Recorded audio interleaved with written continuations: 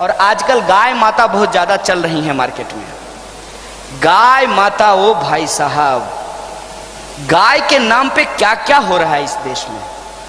कई बार तो ऐसा लगता है कि दुनिया के अलग अलग देशों में गाय का जो महत्व है, भारत में उसका महत्व बिल्कुल अलग है। मतलब जब गाय से मुनाफा लेना हो तो वो गाय बन जाती है, और जब गाय से वोट लेना हो तो वो माता बन जाती हैं। इतना जल्दी तो चंद्रकांता सीरियल में बद्रीनाथ भी अपना चेहरा नहीं बदल पाता होगा। और आजकल तो उनका जबरदस्त मार्केटिंग किया गया है। एक कंपनी है लाला रामदेव जी का, आप लोग जानते होंगे, पतंजलि। तो लाला रामदेव जी क्या करते हैं कि सब कुछ का स्वदेशीकरण करते हैं। तो आजकल ये बोले कि पतंजलि का शुद्ध घी, पतंजलि का शुद्ध देसी घी। हमने कहा घी भी विदेशी होता है क्या? भाई घी तो हिंदुस्तान के अलावे दुनिया के किसी मुल्क में नहीं निकाला जाता है। इसीलिए घी शब्द को जब आप अंग्रेजी में लिखेंगे तो GHEE घी लिखते हैं। उसका दूसरा कोई अंग्रेजी शब्द नहीं है। दुनिया के बाकी देशों में गाय के दूध से बटर निकाला जाता है, मक्खन निकाला जाता है, घी नहीं निकाला जाता है। तो घी जब भी होगा तो वो देसी ही होगा, तो उसको अलग से शुद्ध देसी घी लिखने का क्या मतलब है? तो ये स्वदेशी के नाम पे, राष्ट्रभक्ति के नाम पे, गाय माता के नाम पे, गौमूत्र के नाम पे, गोबर के नाम पे, राम मंदिर के नाम पे, देशभक्ति के नाम पे RSS अपना दुकान बहुत बढ़िया चला रही है। मतलब आप यदि ये कह दें कि राम हमारे मन में बसते हैं, हमको मस्जिद तोड़ करके मंदिर बनाने की जरूरत नहीं है, तो आपको पटाख से जो है हिंदू विरोधी कह दिया जाएगा। अगर आप ये कह दें कि राम का सवाल हमारे लिए व्यक्तिगत है, धार्मिक है, लेकिन मैं समझता हूं कि सरकार का काम देश में हॉस्पिटल बनाना, स्कूल बनाना, कॉलेज बनाना, सड़क बनाना, फैक्ट्री लगाना, किसान जो आत्महत्या कर रहे हैं उस आत्महत्या को रोकने के लिए कर्जे की माफी करना, ये काम है, तो तुरंत आपको देशद्रोही कह दिया जाएगा।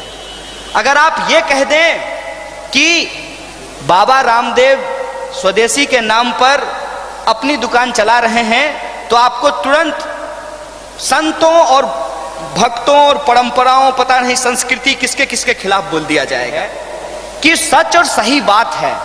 ना उसको कोई सुनने के लिए तैयार है, ना उसको कोई बोलने के लिए तैयार है। यदि कोई बोलने की कोशिश भी करे, या तो उसको रोहित वेमुला की तरफ फांसी लगाना पड़ेगा, या उसको नजीब की तरह गायब कर दिया जाएगा, या फिर उसको गद्दार या देशद्रोही साबित कर दिया जाएगा। देश के अंदर यह माहौल खड़ा किया गया है। और ऐसे माहौल में जो हमारे जेन्युइन सवाल हैं, इस पूरे के पूरे फर्जी विमर्श में जो हमारे असली सवाल हैं, वो कहीं ना कहीं नजरअंदाज हो रहे हैं। असली सवाल क्या है कि आप देखिए कि शिक्षा के अंदर लगातार बजट कटौती की जा रही है।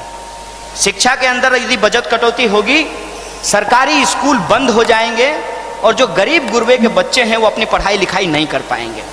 और इसी साजिश के तहत JNU के अंदर 83% सीट का कटौती किया गया। जहां 1400 एडमिशन होता था, उसको घटा करके 100 पे ला करके रख दिया गया है।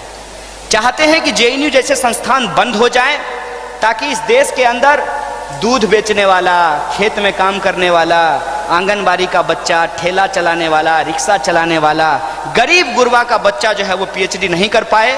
क्योंकि यदि वो PhD कर लेगा तो इनके 2G 3G जीजाजी के संबंधों को समझ जाएगा। राम के नाम पे जो इनके धर्म की दुकान है उसका शटर गिरा देगा। जाति के नाम पे, रंग के नाम पे, भाषा और बोली के नाम पे जो इस समाज को बांटना चाहते हैं, जो समाज ऑलरेडी बटा हुआ है, उसको अंदर ये और गहराई को बढ़ाना चाहते हैं, वो एक्सपोज हो जाएगा। और लोग इनकी चाकरी छोड़ करके अपने हक की मांग करने लगेंगे, आजाद देश में आजादी की बात करने लगेंगे। इससे इनको दिक्कत हो जाएगी, क्योंकि ये गुलामी की परंपरा वाले लोग हैं। ऐसा माहौल जब देश के अंदर बना है, वैसे सिचुएशन में हम लोगों को क्या करना चाहिए, ये सवाल आज हमारे सामने है।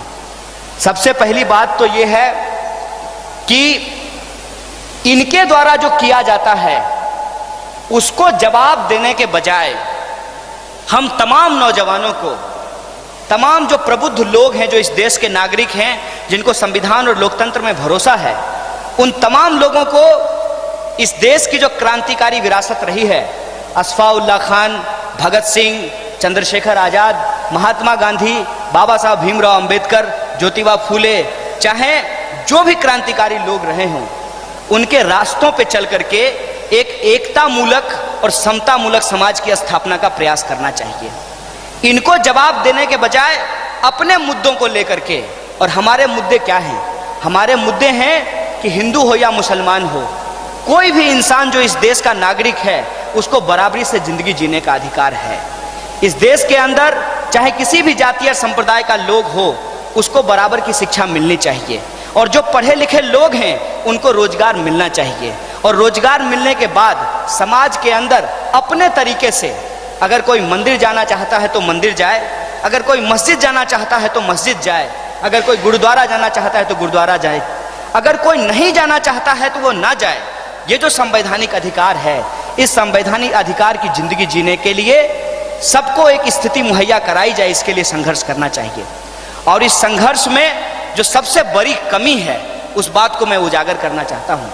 वो कमी है कि आज हमारे मुल्क में वो इसलिए नहीं जीत रहे हैं कि वो ताकतवर हैं, वो इसलिए जीत रहे हैं कि हम बटे हुए हैं, हम हार रहे हैं। इस बात को हमको समझना पड़ेगा।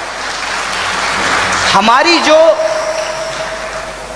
अनेकता है, हमारी जो ताकत है, सच बोलने वाले जो लोग हैं वो जो आपस में बैठने के लिए तैयार नहीं है, इसीलिए आज झूठ का बोलबाला हो गया है।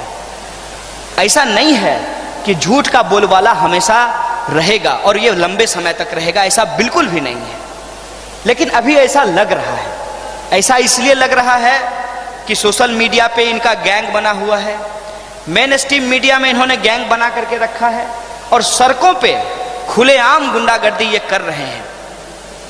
और ये ऐसा इसलिए कर पा रहे हैं कि इनको कोई चैलेंज करने के लिए तैयार नहीं है, और इनको चैलेंज करने का तरीका ये नहीं है कि हम इनकी तरह व्यवहार करना शुरू कर दें। इनकी जो सच्चाई है उसको हमको जनता के सामने लाना पड़ेगा। जैसे ये आजकल क्या कर रहे हैं, एंटी रोमियो स्क्वाड बनाए हैं। हम लोगों को ये सवाल पूछना चाहिए कि मोदी जी, इस देश में लोग प्रेम से नहीं नफरत से मरते हैं। इस देश में लोग इंसानियत से नहीं हैवानियत से मरते हैं। इस देश में लोग राम के मानने वाले हैं या अल्लाह के मानने वाले हैं, इसलिए परेशानी का सामना नहीं कर रहे हैं।